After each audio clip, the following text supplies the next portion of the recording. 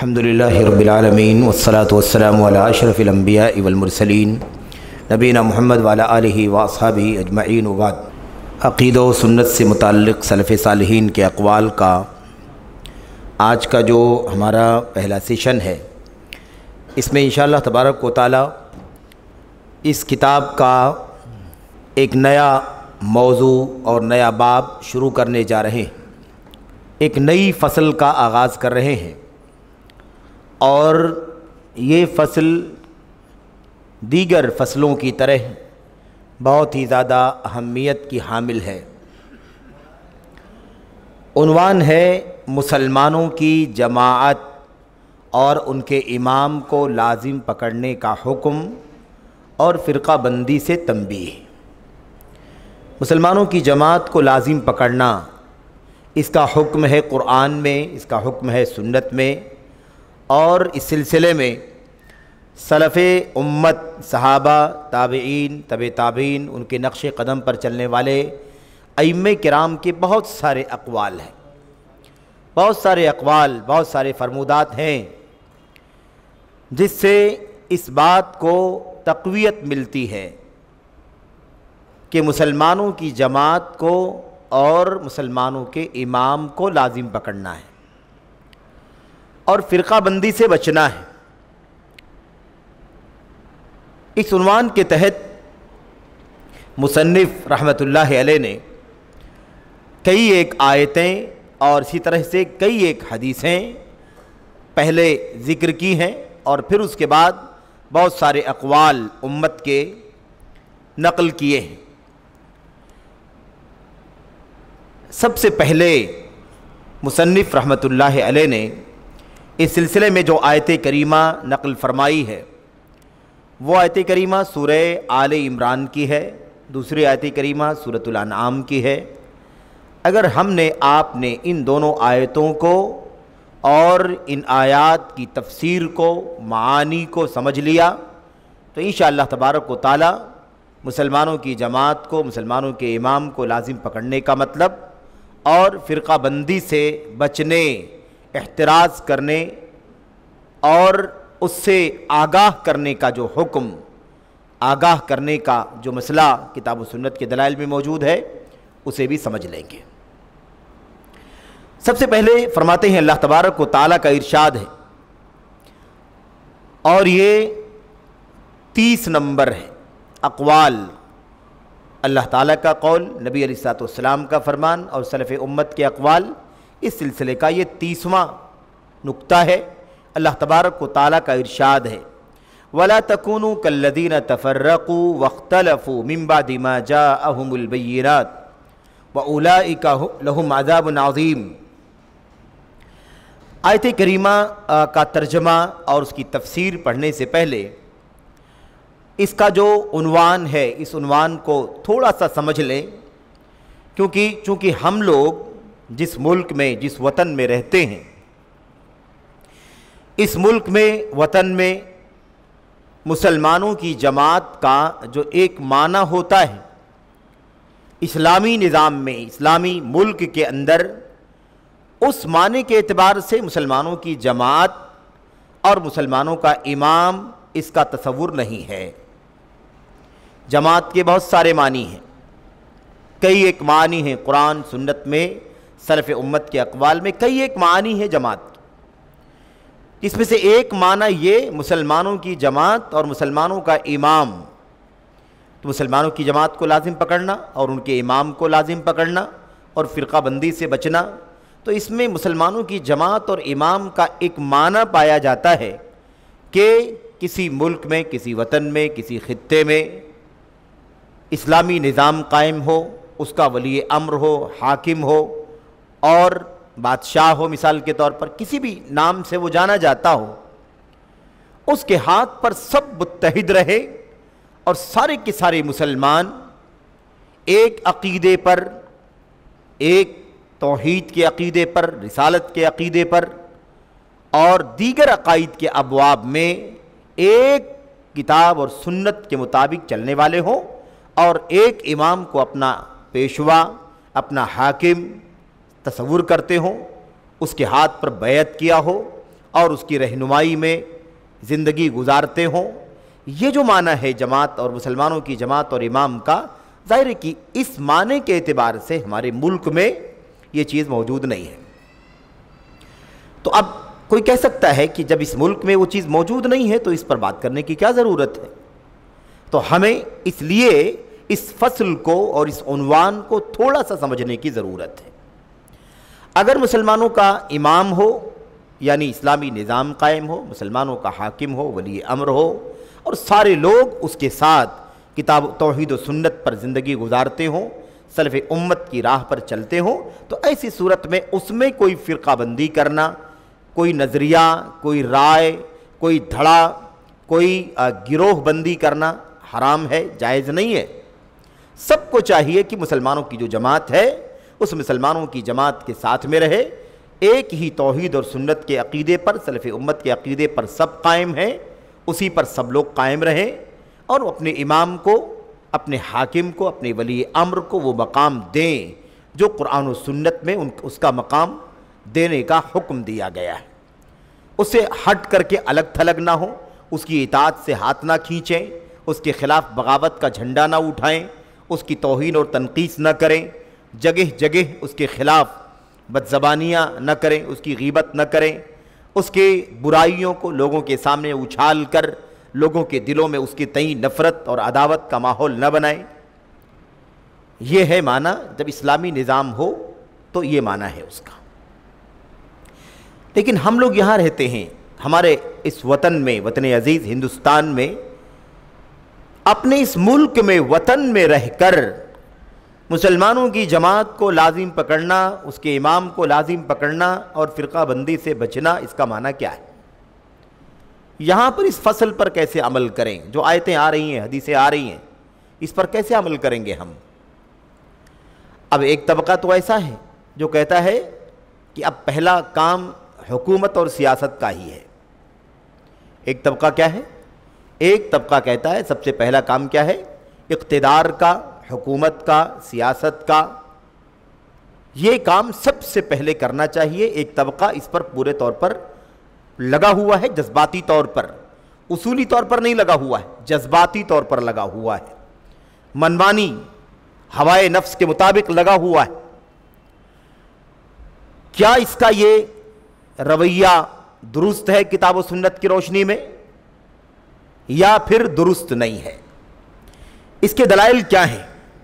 ہمیں سب سے پہلے اس حوالے سے مسلمانوں کے امام، بلکہ رسولوں کے امام محمد الرسول اللہ صلی اللہ علیہ وسلم کی بعثت، آپ کی رسالت اور آپ کے مکہ میں نبوت کا تاج دیے جانے کے بعد آپ نے کیسے کام کیا. مکے میں 13 سال تک رہے آپ، 40 سال کی عمر میں آپ کو نبوت دی گئی، 13 سال تک آپ نے نبوت کی زندگی مکہ میں گزاری، اور اس کے بعد 10 سال تک آپ نے مدینہ میں گزاری. یہ کل ملا کر کے 23 سالہ دور نبوت ہے جو آپ نے مکے اور مدینے کی زندگی میں، مکے اور مدینے کے عہد میں گزارا ہے.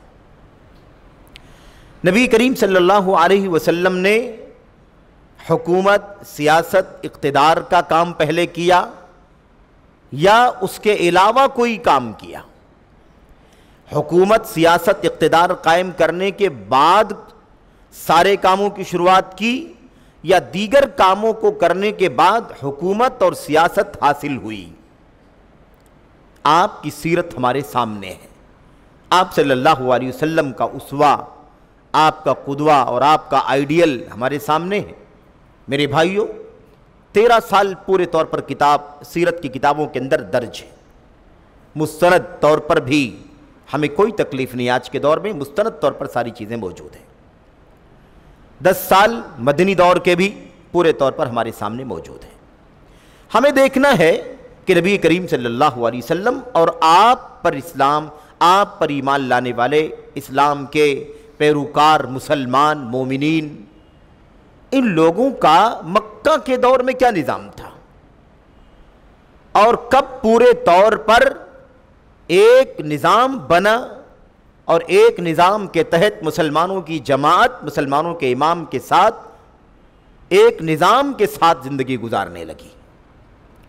مکے کا دور جو ہے، مکی دور ہے، مکی دور میں ہم اور آپ دیکھتے ہیں کہ آغاز سے سخت آزمائشوں کا سامنا کرنا پڑا۔ خود نبی کریم صلی اللہ علیہ وسلم کو بھی اور آپ کے صحابہ کرام کو بھی کوئی ایسا ظلم اور ستم نہیں ہے جسے آپ پر اور آپ کے صحابہ پر روا نہیں کیا گیا۔ جانی، مالی، سماجی، معاشی، معاشرتی ہر طرح سے زد و کوب کیا گیا۔ دین اور عقیدے سے لے کر تمام پہلوؤں پر ظلم کی حدوں سے گزر جایا گیا۔ ہجرت کرنے کی نوبت آئی، چھپ کر شروع میں دعوت دینے کا کام کرنا پڑا، اور پھر دھیرے دھیرے ہے نا کچھ حالات ٹھیک ہوتے گئے، لیکن پھر بھی حبشہ کی ہجرت ہوئی، ایک مرتبہ ہوئی، دوسری مرتبہ ہوئی، اور پھر اس کے بعد بالآخر اللہ تبارک و تعالیٰ کی طرف سے یثرب یعنی مدینے کی ہجرت کرنے کا حکم ہوا، اور یہ آخری مرحلہ ہے، یعنی ظلم، ستم، دعوت، ارشاد، تبلیغ، آزمائشیں، مصیبتیں، پریشانیاں، ان سب سے گزرنے کے بعد بالآخر اللہ تبارک و تعالیٰ نے اخیر میں اللہ تبارک و تعالیٰ نے اس بات کا حکم دیا کہ مکہ چھوڑ کر مدینہ ہجرت کر جائیں۔ وہاں آپ جب تشریف لے گئے تو آپ صلی اللہ علیہ وسلم مسلمانوں کے امام، اور جو بھی نظام وہاں پر قائم ہوا اس پورے نظام کے سنبھالنے والے، چلانے والے، اس کی دیکھ ریکھ کرنے والے مسلمانوں کے امام اور مسلمانوں کی جماعت کا یہ تصور جو ہمارے سامنے یہاں پر ہے ابھی فی الحال جس نقطے پر گفتگو ہو رہی ہے، یہ پورے طور پر مدینے میں نظر آیا۔ لیکن مدینے کے دور سے پہلے مکے کے دور میں مسلمانوں کا امام اور مسلمانوں کی جماعت کیسے ہو سکتی تھی؟ کیا تصور تھا؟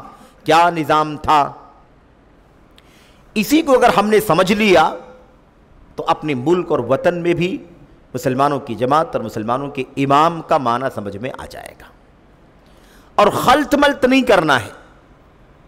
مکی دور اور اس کے تقاضے، ایسے ہی عہد مدنی اور اس کے تقاضے، اس کے حالات، ان تمام نزاکتوں کو بہت اچھی طرح سے سیرت کی کتابوں میں ہم اور آپ ملاحظہ کرتے ہیں، دیکھتے ہیں۔ شرط یہ ہے کہ سیرت کو روشنی سمجھیں اور سیرت رسول صلی اللہ علیہ وسلم کو واقعی قابل اقتداء، قابل پیروی اور نقش قدم کو اچھی طرح سے ذہن و دماغ میں بٹھا کر، دل کی گہرائیوں میں اتار کر اس پر چلنے کے لیے تیار ہو جائیں تو یہ بات آسان ہے۔ مکی دور میں کیسے مسلمانوں کی جماعت اور مسلمانوں کا امام، یہ کیسے تھا؟ سارا اقتدار، ساری طاقت، سارا پاور کس کا تھا؟ مشرکین کا، کفار کا۔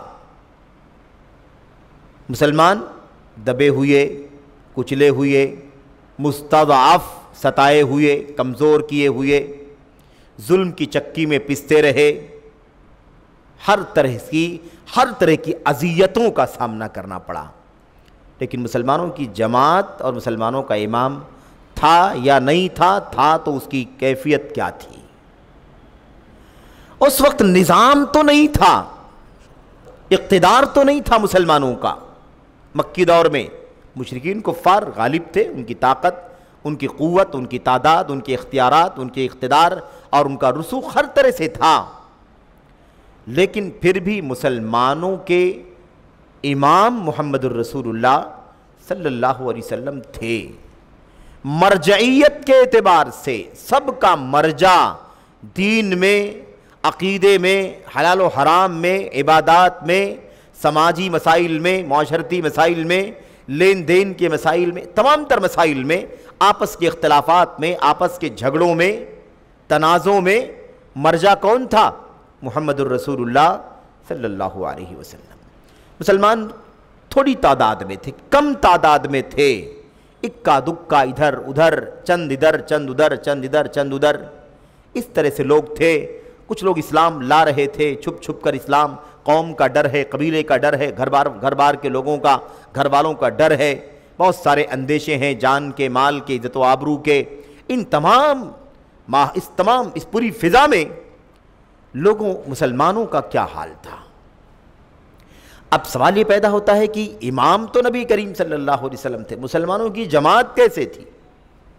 بڑی تعداد غیروں کی ہے، مشرکین کی ہے، کفار کی ہے، چند مسلمان ہیں۔ چند کون ہیں؟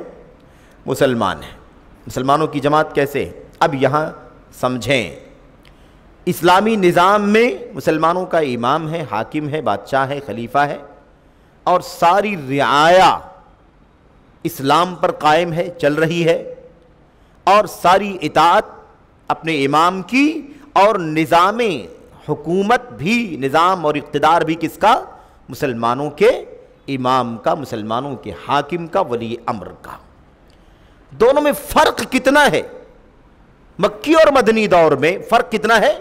صرف اور صرف فرق اس بات کا ہے کہ مکی دور میں اکثریت غیروں کی تھی، یعنی اسلام کے ماننے والے کم تھے، تھوڑے تھے، مشرکین بڑی تعداد میں تھے، بتوں کی پرستش کرنے والے، دیوی دیوتاؤں کے پیچھے کے سامنے سر جھکانے والے، اور ان کے ساتھ عقیدت کا معاملہ رکھنے والوں کی تعداد زیادہ تھی، بڑی تعداد تھی، اور مسلمان کم تھے۔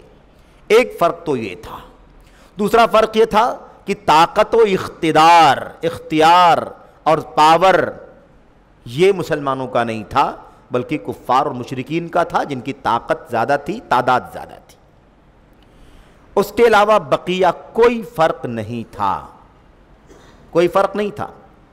سارے مسلمان جو بھی تھوڑی تعداد میں ہیں، بکھرے ہوئے ہیں، وہ کس سے جڑے ہوئے ہیں؟ کس کی ہدایات، کس کی رہنمائیاں، کس کا اشارہ، کس کا نقش قدم، کس کے کہنے پر کچھ کرنا ہے، کس کے منع کرنے پر فلاں کام سے رک جانا ہے، یہ سارا معاملہ کس کے ہاتھ میں تھا؟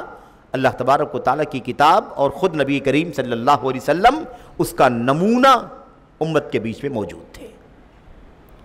دوسرا مسئلہ جماعت والا، جماعت کہاں تھی؟ جب تعداد ہی ہماری کم ہے تو پھر جماعت؟ اب یہاں پر وہ نقطہ کھل جاتا ہے کہ جماعت کا معنی بھیڑ بھاڑ کا نہیں ہے، جماعت کا معنی میجورٹی کا نہیں ہے، جماعت کا معنی مطلب گیدرنگ کا نہیں ہے۔ جماعت کا معنی کیا ہے؟ جماعت کا معنی ہے ایک عقیدے پر جو توحید باری تعالیٰ کا عقیدہ ہے، توحید الہ کا عقیدہ ہے، بندگی صرف اللہ تبارک و تعالیٰ کی ہوگی، رکوع، سجدہ، عبادات کے دیگر اجزاء، سارے مراسم اللہ تبارک و تعالیٰ کے لیے انجام دیے جائیں گے۔ اطاعت کا مستحق صرف اور صرف مطلق طور پر محمد الرسول اللہ صلی اللہ علیہ وسلم کو ہی سمجھا جائے گا۔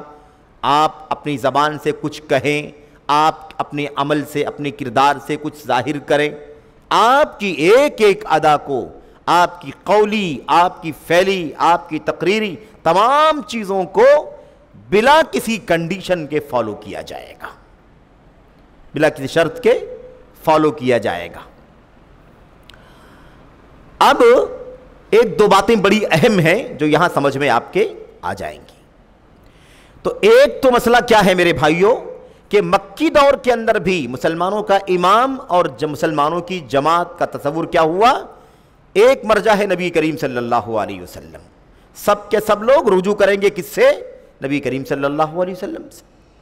ٹھیک ہے، دوسری چیز تعداد میں کم ہیں لیکن سب کا عقیدہ ایک ہے، سب نے شرک سے توبہ کیا ہے، سب نے بت پرستی سے توبہ کیا ہے، سب نے باپ دادوں کی ریت روایت سے اپنے آپ کو الگ کیا ہے، سب لوگوں نے ساری بندشوں سے آزاد ہو کر کے اللہ کی کتاب کو، اللہ کے نبی کی سنت کو گلے لگایا ہے۔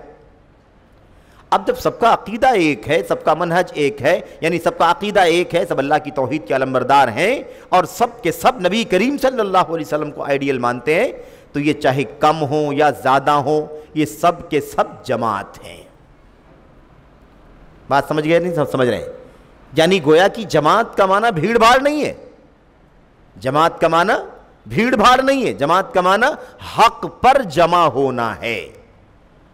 اب حق اللہ کی توحید ہے، شرک باطل ہے، کفر باطل ہے، بت پرستی باطل ہے، ایک اللہ تبارک و تعالیٰ کی عبادت کے سوا دو تین کا جتنا بھی عقیدہ ہے سب کا سب باطل ہے۔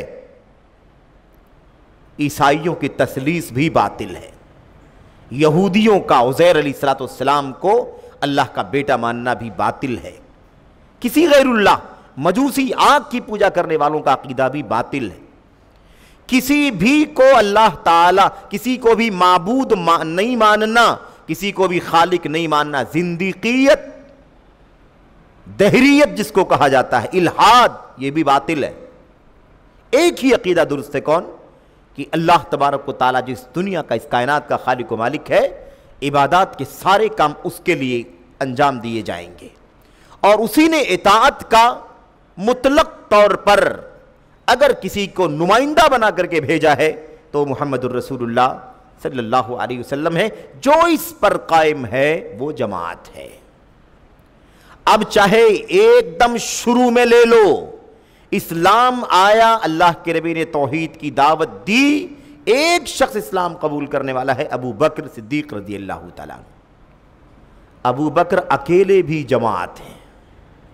ابو بکر اکیلے کون ہیں؟ ابو بکر اکیلے جماعت ہیں. ان کا امام محمد صلی اللہ علیہ وسلم ہے، اور وہ جماعت کہاں ہے؟ جماعت وہ اکیلے ہیں. دوسرا شخص اسلام لایا، اب یہ دو جماعت ہیں، امام محمد صلی اللہ علیہ وسلم ہے. 3 ہوئے، 4 ہوئے، 5 ہوئے، 10 ہوئے، وقس علی ھذا.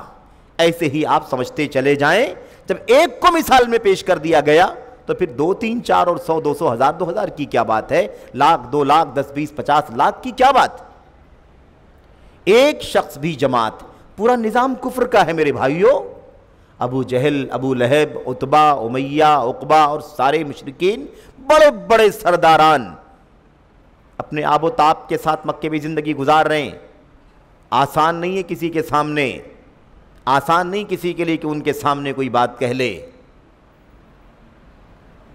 1 2 3 4 رفتہ رفتہ کبھی کہا جا رہا ہے کہ اسلام آدھا، اسلام اللہ کے نبی آدھا، دوسرے کبھی 1/3 فلاں، 1/3 فلاں، 1/3 فلاں، کبھی 4 لوگ ہو گئے تو 1/4 فلاں، 1/4 فلاں، 1/4 فلاں اور 1/4 فلاں. اس طرح سے اسلام دھیرے دھیرے دھیرے دھیرے آج یہاں تک پہنچا ہے.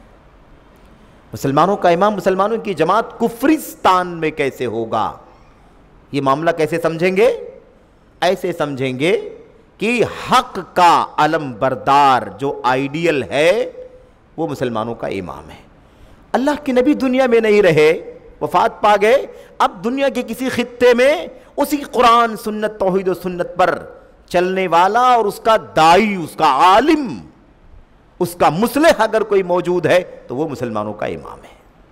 وہ مسلمانوں کا امام ہے. اور اس عقیدے پر چلنے والے 2 4 6 ہوں یا اس سے زیادہ ہوں، کم ہوں، وہ مسلمانوں کی جماعت ہے.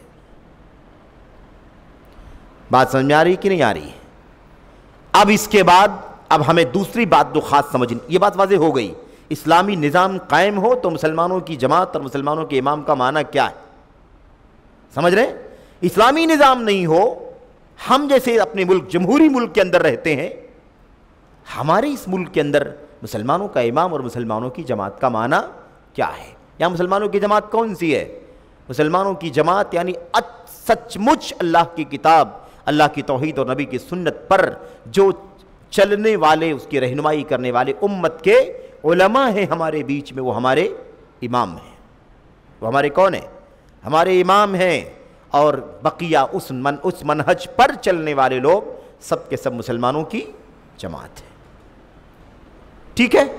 اچھا، اب اس سے یہ بات سمجھ میں آ گئی کہ مسلمانوں کی جماعت اور مسلمانوں کا امام، اس کا معنی صرف یہ نہیں ہے کہ جب تک حکومت ہماری قائم نہیں ہوگی، ہمارا اقتدار نہیں ہوگا، ہمارا حاکم نہیں ہوگا، تب تک نہ مسلمانوں کی جماعت ہوگی، نہ مسلمانوں کا امام ہوگا، تب تک نہ توحید کی دعوت دیں گے، نہ تب تک نماز کی طرف بلائیں گے، نہ تب تک زکوٰۃ کی دعوت دیں گے، نہ تب تک فرائض کی طرف بلائیں گے، نہ تب تک زناکاری سے اپنے آپ کو بچائیں گے، نہ تب تک سود سے اپنے آپ کو بچائیں گے. ایسی کوئی بات نہیں ہے. جماعت کا معنی صرف یہ نہیں ہے کہ اسلامی نظام قائم ہو جائے تب بھی دین کو فالو کریں گے. سمجھ رہے ہیں نا؟ مکی دور میں اسلام کی کون سی باتیں آ گئی تھیں جس پر اسلام لانے والے عمل کر رہے تھے؟ قرآن کی تلاوت چھپ چھپ کے ہوتی تھی کہ نہیں ہوتی تھی؟ اشہدو اللہ الہ الا اللہ و اشہدو ان محمد الرسول اللہ، یہ کہنا بھی مشکل تھا، چھپ چھپ کر کے یہ کام کیا جاتا تھا۔ قرآن کریم پڑھ کر کے، قرآن کی تلاوت کر کے جو آیتیں اترتی تھی نبی کریم صلی اللہ علیہ وسلم، وہ لوگوں کے سامنے پڑھ کر کے پیش کرتے تھے، سناتے تھے، اور جن کو اللہ تعالیٰ ایمان کی توفیق عطا فرماتا تھا وہ تائب ہو کر کے کفر سے، شرک سے اسلام کی چھاؤں میں آ جاتے تھے، اور آتے ہی مسلمانوں کی جماعت کا حصہ بن جاتے تھے۔ تو اگر کوئی یہ کہے کہ جب تک اسلامی اقتدار اور حکومت نہیں قائم ہوگی تب تک دین پر عمل ہی نہیں کرنا ہے، توحید کی دعوت نہیں دینی، فرائض کی دعوت نہیں دینی، محرمات سے منع نہیں کرنا ہے، اس سے یہ سوال ہے، اور ان لوگوں سے یہ سوال ہے جو کسی بھی نام سے اس قسم کے نظریے پر یا اس قسم کے نظریے کے آس پاس گردش کرتے ہیں، ان تمام لوگوں سے سوال ہے کہ پھر مکہ کے 13 سال میں نبی کریم صلی اللہ علیہ وسلم اور آپ پر ایمان لانے والے مسلمانوں کی چھوٹی سی جماعت جو تھی اس کے اوپر آپ کیا حکم لگائیں گے؟ کیا حکم لگائیں گے؟ آپ کے حساب سے تو پہلے حکومت قائم ہوگی، بعد میں توحید کی دعوت دی جائے گی، اور یہاں نبی کریم صلی اللہ علیہ وسلم صفا کی پہاڑی پر چڑھ کر کے فرماتے ہیں یا ایھا الناس قولوا لا الہ الا اللہ تفلحوا وتملکوا العرب والعجم۔ صفا پر کھڑے ہو کر کے اللہ کے نبی کیا فرماتے ہیں؟ قبیلوں کو بلا بلا کر کے آؤ آؤ آؤ آؤ، سب لوگ آ جاؤ، سب کو بلانے کے بعد فرمایا اے لوگو قولوا لا الہ الا اللہ، لات منات عزا ہبل چھوٹے بڑے سارے بتوں سے اپنے آپ کو الگ تلگ کر لو، ایک اللہ تبارک و تعالیٰ کی وحدانیت کا اقرار کرو کہ اللہ کے سوا کوئی سچا عبادت کے قابل نہیں ہے، تفلحو کامیاب ہو جاؤ گے، تملک العرب والعجم سارے عرب کے بھی حاکم بن جاؤ گے اور عجم کے بھی حاکم بن جاؤ گے۔ توحید پہلے ہے، حکومت بعد میں ملنے کا وعدہ ہے، حکومت ملنے کے بعد توحید قائم ہوگی، یہ بات نہیں فرمائی نبی کریم صلی اللہ علیہ وسلم نے، آپ نے فرمایا قولوا لا الہ الا اللہ تفلحوا، لا الہ الا اللہ کے بعد ہی کامیابی ہے، اس کے بعد ہی نظام اور اقتدار اور اختیار حاصل ہو سکتا ہے۔ عرب و عجم کی ملکیت چاہتے ہو، عرب و عجم کے مالک بننا چاہتے ہو، عرب و عجم کو اپنے قدموں تلے روندنا چاہتے ہو تو قولوا لا الہ الا اللہ، اللہ کی توحید کے علمبردار بن جاؤ۔ اور یہ کوئی تھیوری نہیں تھی، کوئی نظریہ نہیں تھا، دنیا نے ماتھے کی نگاہوں سے دیکھا، مورخین نے کتابوں میں لکھا، سیرت نگاروں نے، تاریخ لکھنے والوں نے لکھا کہ بہت جلد وہ وقت آ گیا، چند دہائیاں نہیں گزری کہ واقعی یہ ایمان لانے والے، اللہ کی توحید کا اقرار کرنے والے سچے موحدین واقعی کامیاب ہو گئے اور عرب اور عجم کے مالک بن گئے۔ حقیقت ہے کہ نہیں حقیقت ہے؟ یہ وہ سچائی ہے جسے دنیا کی کوئی طاقت ٹھکرا نہیں سکتی، انکار نہیں کر سکتی۔ تو جماعت کا معنی مسلمانوں کی، اب یہ کہنا کہ جب تک ہمارا نظام نہیں قائم ہوگا، حکومت نہیں قائم ہوگی، تب تک ہم توحید کی دعوت، کیا کہتے ہیں لوگ؟ سید قطب ہوں، محمد قطب ہوں مثال کے طور پر، یا اخوانی ہوں، بالعموم جماعت الاخوان المسلمین اس کے علمبرداران، یا ایسے ہی میرے بھائی ان کے نقش قدم پر چلنے والے جو ہر دم حکومت کی بات کرتے ہیں، جماعت اسلامی کے لوگ، مولانا مودودی کی جو جماعت ہے، ان کے یہاں ساری انرجی دین اور حکومت دین قائم کرنے کا نام لے کر حکومت قائم کرنے کی بنیادوں پر ساری محنت چلتی ہے۔ ان کو کوئی دلچسپی نہیں ہے کہ شرک کرنے والے شرک سے توبہ کر کے توحید کی چھاؤں میں آ جائیں، کوئی دلچسپی نہیں ہے، اس سے کوئی سروکار نہیں ہے۔ اس لیے آج تک کوئی اس طرح کا کام نہ پرانے انداز میں، نہ آج کل کے جدید ٹیکنالوجی کے دور میں نئے انداز میں کچھ نظر نہیں آتا۔ ساری انرجی کہاں لگی ہوئی ہے؟ شرع لکم من الدین ما وصی بہ نوحا، آیت کریمہ لمبی سورہ شورى کی، ان اقیموا الدین ولا تتفرقوا فیہ، دین قائم کرو، ٹکڑے ٹکڑے مت بنو، دین قائم کرو، ٹکڑے ٹکڑے مت بنو۔ آئے گی بات اس حوالے سے، ابھی اس پر بات نہیں کرنا ہے، جو آیت کریمہ ہمارے سامنے ہے اس کو سمجھنے کی ضرورت ہے، اور ابھی ہم آیت کریمہ پر بھی نہیں گئے، ہم لوگ عنوان کو سمجھ رہے ہیں کیونکہ غلط فہمی نہیں ہونی چاہیے. کوئی کہہ سکتا ہے مسلمانوں کی جماعت اور امام کو لازم پکڑنے کے بعد چل رہی. کہاں ہندوستان میں مسلمانوں کی جماعت؟ کہاں مسلمانوں کا امام ہے؟ جماعت اسلامی والے، اخوان المسلمون والے، سید قطب والے، محمد قطب والے، سرور نائب زین العابدین والے کھڑے ہوں گے اور کہیں گے اسی لیے تو ہم کہہ رہے ہیں کہ پہلے حکومت قائم کرو، مسلمانوں کا امام بنے گا، بعد میں توحید کی دعوت دیں گے. تو ہم یہ سمجھانا چاہ رہے ہیں کہ جماعت کا معنی سمجھیں. جماعت کا معنی کیا ہوتا ہے کتاب و سنت کے اندر. یہ جو بات ہم نے آپ کے سامنے کہی کہ مکی دور کے اندر مسلمانوں کا امام اور جماعت کا معنی جو ہے کہ سب ایک عقیدے پر ہیں تو جماعت ہے، سب ایک نبی کے پیچھے چلتے ہیں تو جماعت ہیں، سب توحید کی راہ پر، سب ایک اللہ کی بندگی، سب ایک رسول کی اطاعت کا کام کرتے ہیں تو وہ جماعت ہے. کم ہو زیادہ ہو، حتیٰ کہ کوئی ایک کیوں نہ ہو. اس حوالے سے حضرت عبداللہ بن مسعود رضی اللہ تعالیٰ عنہ کی وہ روایت بڑی مشہور ہے نا، جس میں ان کے شاگرد سے گفتگو ہو رہی ہے. انہوں نے کیا کہا تھا؟ الجماعت ما وافق الحق ولو کنت وحدک. جماعت وہ ہے جو حق کے موافق چلتی ہو، حق پر چلتی ہو، حق کی موافقت کرتی ہو، ولو کنت وحدک، چاہے تم اکیلے کیوں نہ ہو. جماعت کون ہے؟ جو حق پر چلے چاہے تم اکیلے کیوں نہ ہو. باطل پر چلنے والوں کی بھیڑ ہے، وہ جماعت نہیں ہے، وہ جماعت نہیں ہے. حق پر چلنے والا ایک ہے تو بھی وہ کیا ہے؟ جماعت ہے. اس لیے بھیڑ بھاڑ اور گیدرنگ کا نام جماعت نہیں ہے. یہ ہے دلیل اس کی، اور اس معنی کی اور بہت ساری دلیلیں ہیں، ایسی بات نہیں ہے. انشاءاللہ تبارک و تعالی وہ ساری باتیں آپ کے سامنے رفتہ رفتہ آئیں گی. تو ایک بات تو یہ آپ کے سامنے آ گئی کہ جماعت کا معنی کیا ہے، اور دوسرا معنی یہ کہ اس طرح کے حالات میں جب تک اسلامی نظام نہیں قائم ہوگا، اور اسلامی نظام قائم کرنے کے بعد توحید کی دعوت نہیں بلکہ توحید اور سنت پر چلنے کے نتیجے میں اللہ آپ کو دنیا کا اقتدار اور دنیا کا اختیار عطا فرمائے گا. سورہ نور کی وہ آیت کریمہ بہت واضح ہے. سورہ نور کی آیت کریمہ، وعد اللہ الذین آمنوا منکم وعملوا الصالحات لَيَسْتَخْلِفَنَّهُمْ فِي الْأَرْضِ كَمَا اسْتَخْلَفَ الَّذِينَ مِنْ قَبْلِهِمْ. اللہ تبارک و تعالیٰ کے کلام کی آیت کریمہ میں 3 باتیں بیان کی گئی ہیں کہ اللہ تبارک و تعالیٰ نے تم کو وعدہ کیا ہے، تم میں سے ان کو وعدہ کر رہا ہے جو ایک اللہ کی عبادت کرنے والے ہیں، سچا ایمان توحید جن کے پاس ہے، وَعَمِلُوا الصَّالِحَاتِ نیک عمل کرنے والے، نبی کے طریقے پر چلنے والے. نبی کا طریقہ ہی نیک عمل ہے، نبی کا عمل ہی نیک عمل، نبی کا طریقہ ہی نیک عمل ہے.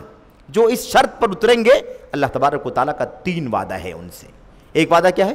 اللہ تبارک و تعالیٰ تمہیں دنیا کی حکومت اور جانشینی عطا فرمائے گا، جس کے لیے صبح شام شور مچ رہا ہے اور اس کے ضابطوں پر، اس کے اصولوں پر چلنے کی توفیق سے محروم.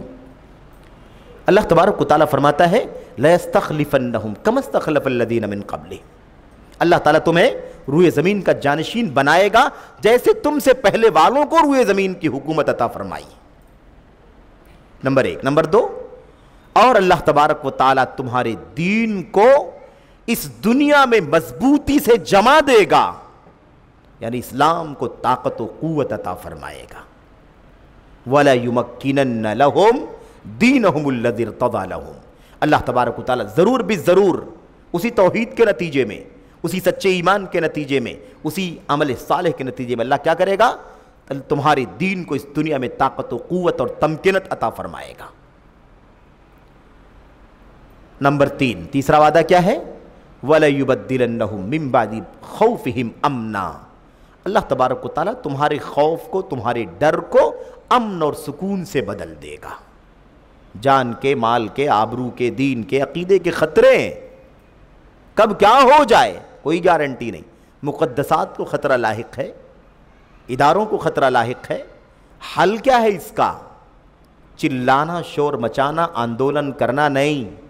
اس کا حل ہے الذین آمنوا منکم وعملوا الصالحات. وعدہ اللہ تبارک و تعالیٰ کا ہے سچا ایمان اور عمل صالح، یعنی توحید اور اتباع سنت، اس کے نتیجے میں اللہ تمہارے خوف کو امن سے، شانتی سے، آشتی سے بدل دے گا۔ پھر ریپیٹ کر کے اللہ نے فرمایا یعبدوننی لا یشرکون بی شیئا، اس شرط کے ساتھ کہ سارے کے سارے میری عبادت کریں، میرے ساتھ کسی کو شریک نہ ٹھہرائیں۔ اس سے واضح دلیل کی اور کوئی ضرورت نہیں ہے۔ تو یہ نظریہ بڑا خطرناک ہے۔ کیا ابھی توحید کی بات نہیں کرنا ہے، ابھی شرک کے خلاف بات نہیں کرنا ہے، ابھی نماز کے خلاف بات نہیں، ابھی روزے کے خلاف بات نہیں، یہ ابھی نماز روزے کی دعوت نہیں، بلکہ کیا کرنا ہے؟ ابھی کیا کرنا ہے؟ ابھی پہلے ساری انرجی، ساری طاقت و قوت، سارے حربے استعمال کرو، حکومت کیسے قائم ہوگی۔ حکومت قائم کرنے کے نام پر ہر ایرے گہرے نتھو خیروں کو جمع کرنے کی بات کی جاتی ہے۔ اسلام سے نسبت رکھنے والے ہر طرح کے فرقے، ہر طرح کی گمراہ گروہ کے لوگ بھی آ جاؤ، سب کے سب، شرک کرنے والا، بدعت کرنے والا ہے نا، سب لوگ آ جاؤ، کوئی مسئلہ نہیں ہے۔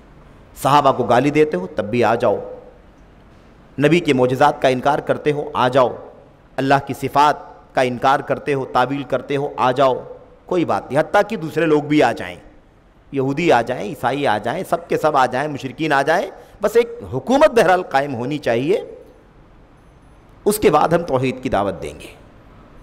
پوری صراحت کے ساتھ لوگوں نے لکھا کہ توحید کی دعوت کو اس وقت تک کے لیے ملتوی کرو جب تک کہ حکومت قائم نہ ہو جائے۔ یہ ہے میرے بھائیوں اس کا خلاصہ جو ہم پڑھنے جا رہے ہیں، اور ابھی ہم پڑھیں گے آیتیں اور حدیثیں انشاءاللہ تبارک و تعالیٰ۔ اس کے بعد والے سیشن میں، ابھی جو 2 منٹ کے بعد 5 منٹ کے بعد شروع ہوگا، اس میں انشاءاللہ آیت کریمہ کا معنی، اس کی تفسیر کیا ہے، اور اس کی وضاحت میں اللہ کے نبی صلی اللہ علیہ وسلم کی حدیث کیا ہے، وہ ساری باتیں انشاءاللہ تبارک و تعالیٰ آپ کے سامنے پیش کی جائیں۔ آپ کو سمجھ میں آئے گا کہ معنی کیا ہے جماعت کا، معنی کیا ہے مسلمانوں کے امام کا، اور فرقہ بننے سے جو منع کیا جا رہا ہے، فرقہ بندی غلط ہے، کیا معنی ہے فرقہ بندی کا، یہ ساری باتیں انشاءاللہ واضح ہوں گی۔ تو اللہ سے دعا کرتے ہیں کہ اللہ تبارک و تعالیٰ ہمیں ان موضوعات کو اچھی طرح سے سمجھنے کی توفیق عطا فرمائے، اور ان دلائل کو، ان حوالوں کو، سلف امت کے اقوال کو، اور سب سے پہلے قرآن و سنت کے دلائل کو، نصوص کو، اور پھر اقوال سلف کو جو اس کی وضاحت کرنے کے لیے آپ کے سامنے نقل کیے گئے ہیں، اللہ تعالیٰ ہمیں اور آپ کو ان باتوں کو اچھی طرح سے پڑھنے اور پوری سنجیدگی کے ساتھ اس پر عمل کرنے کی توفیق عطا فرمائے۔ آمین یا رب العالمین، وصلی اللہ وسلم وبارک علی نبینا محمد وعلی آلہ وصحبہ اجمعین۔ السلام علیکم ورحمۃ اللہ وبرکاتہ۔